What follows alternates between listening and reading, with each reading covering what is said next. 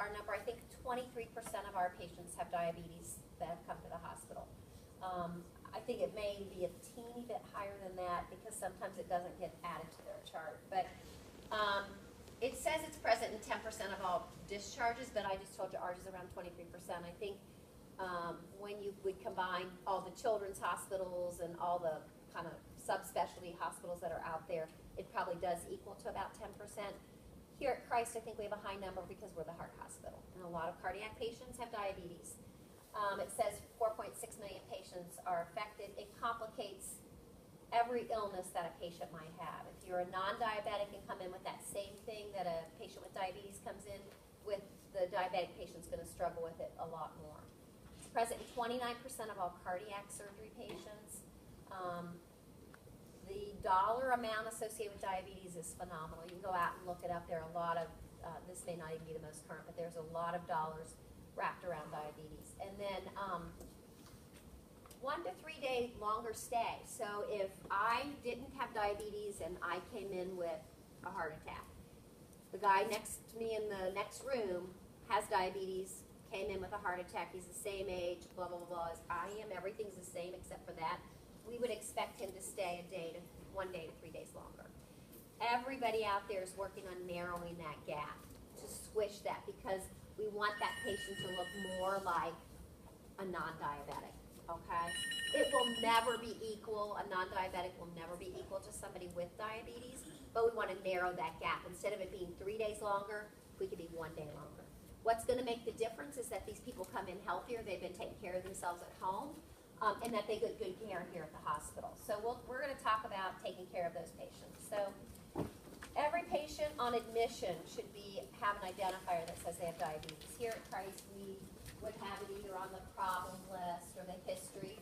It might be the reason for admission, but I'll be honest with you, very few people, we have a very small percentage of people that are admitted with an actual diagnosis of diabetes. Typically it's CHF and diabetes, COPD and diabetes,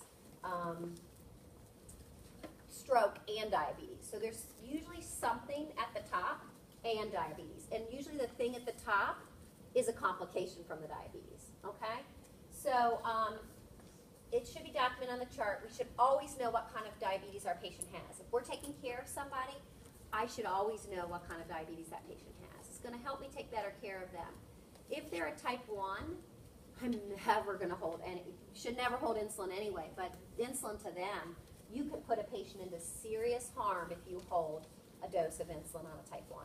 Some patients get very sick within a few hours, some it might take a few days. So it's very, very important that we know what kind of diabetes we're taking care of. We should know what they're doing at home. What are they taking at home? How do they manage their diabetes? If you're admitting a patient with diabetes, what medicines are you on? Do you test your blood sugar? You know, what is your plan for taking care of this? Even if I'm not the admitting nurse and I'm giving insulin to a patient, have you ever taken insulin at home? If not, making sure you explain about insulin. And then, do they have an A1C? And we're going to talk about A1C here in a minute. And what is their knowledge about their diabetes? You know, what are they coming in knowing about the disease? Beth and I are surprised on a daily basis of people who will say to us, I've had diabetes 20 years, 25 years, and I've never had any education. Now, granted, there's the World Wide Web out there, and many people get their information from the internet, which is a little scary. As you know, you could Google anything and come up with some ridiculous stuff. So we want patients to know that there's formalized education out there. You know, all of us in our department doing this are certified educators. We've taken a test to do this, and this is what our focus is. So, and then nutritional status. How do they eat at home? What are they eating? And what is their weight? So those are things that are important to know. So this A1C that I keep talking about, that is ever so important, kind of gives you that window into what they've been doing at home. So if you have a patient come in, and I'm going to be honest with you, 21 is the highest I've ever seen. So, and Beth and I see probably 3/4 of our patients are over 12, 14, 13, 15. A lot of people, maybe not 3/4, maybe 65%. A lot of patients are up there. So the ADA recommends for any diabetic that their A1C be around 7. The endocrinologist like 6.5 to 7. It's starting to loosen up with people that have lots of comorbidities and they're older. They'll let them go up to about 7.5. But once you start getting past that point, we really need to start looking at why is the A1C so high? Is it because they're not following their diet, they're not taking all their medicine? You know, what are the barriers involved? So it gives you a window into what went on before they came to the hospital, okay? So for anybody looking at that diabetic patient, it kind of gives you an idea about, wow, look at this. Their A1C's 12, almost a 300 average blood sugar. Maybe that's where we don't want them to be. Maybe we need to try to help this person here, okay? They come in and their A1C's 7, you say, wow, this person must be doing a good job. So we're trying to get A1Cs on all of our hospital admissions here at the hospital. We sometimes are able to see some out in care everywhere, or they've been ordered, you know, by some other method or some other person, but some other physician. But we do try to get a current one. A current A1C, because it looks back 2 to 3 months, is anything within 90 days is going to be current. There are some patients we will go ahead, if they had one 80 days ago, we might go ahead and get another one now if there's something else going on. So all patients who have diabetes should have their blood glucose monitored, and they should have a plan for that. So they're going to get an admission blood sugar, and then there should be a plan. And typically that plan, as you know here, is point-of-care testing. Now we go around and do finger sticks, and they're typically before meals and at bedtime, right? Isn't that what you've seen, before meals and bedtime? So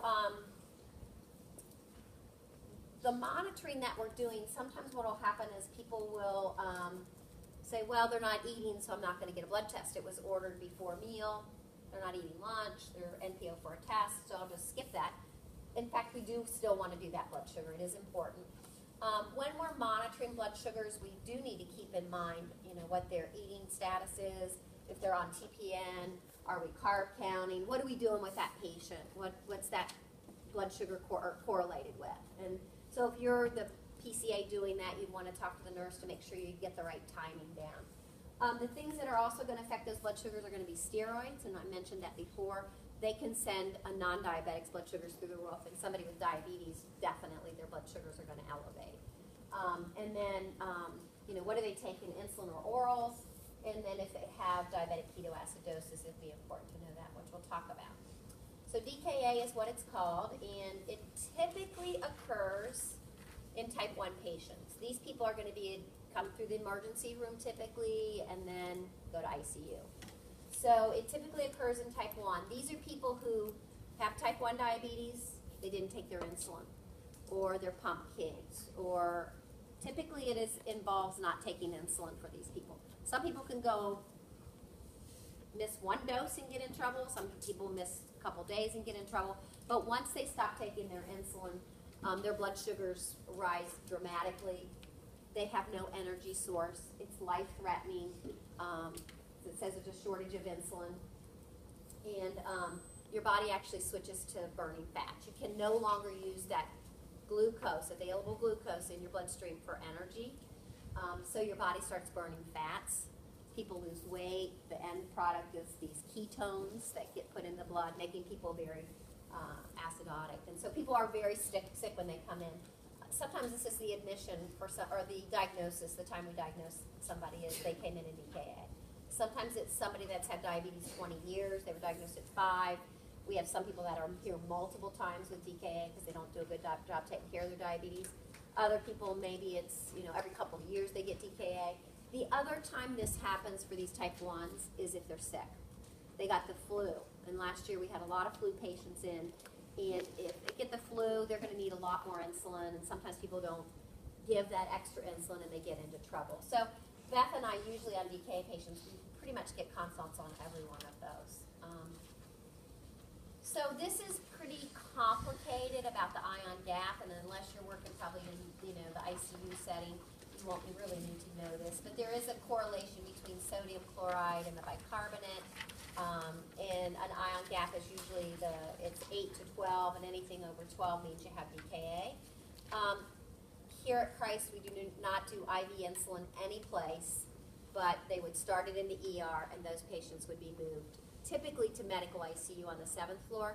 If it's busy, sometimes they'll end up on B level in ICU. So these people are going to be on insulin drips, and then they'll transition eventually off the drip.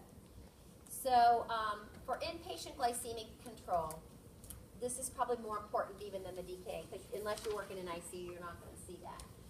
So our goal here inpatient on our patients is to control their blood sugars without causing an hypoglycemic event, okay? Hypoglycemia is just as dangerous as hyperglycemia. Both are associated with mortality. So we've got this really tight, narrow window. Right now, our window, our target that we're looking at inpatient is 100 to 180 is what we're looking at. And so looking at blood sugars, it's this really balancing the medications, the food, the other medications people are on, like steroids. What are they eating? You know, what's the stress they're under from being in the hospital? What kind of surgery did they have? Procedures did they have? We have to balance all of these things to come up with this. And sometimes then people get to rehab and we're balancing physical activity. They're doing 3 hours of activity. So we have to look at everything that's going on with those patients. It's more than just what is the blood sugar and how much insulin to give. So we have this great thing on the inpatient side, and I would encourage every one of you to look at it, and if you eventually work here at Christ, to actually use it. It's called the Glucose Management Tool or Report, and it is available on the home page, you know, the index page. Under medications, it says glucose management. And if you click on that, you're going to get this just great picture of everything related to this patient's diabetes. So you get their lab glucose, their point of care, all the insulin that they're on, what they've eaten, and all this opens up to the renal lab and the DKA lab if you need to see that. The A1C will populate there as well. So I told you our inpatient goal is 100 to 180. For surgical patients, some places are using, you know, 140 to 180, but we went to this 100 to 180. That's where we went. And it's really important, like for open heart surgery patients, to have really tight control. That is very important for any surgical patient. When you don't have tight control, you're going to run the risk of that wound getting infected. We actually could cause people to have DKA in the hospital, which could be life-threatening. Hypoglycemia can be life-threatening. So there's lots of reasons we want to keep these blood sugars under control.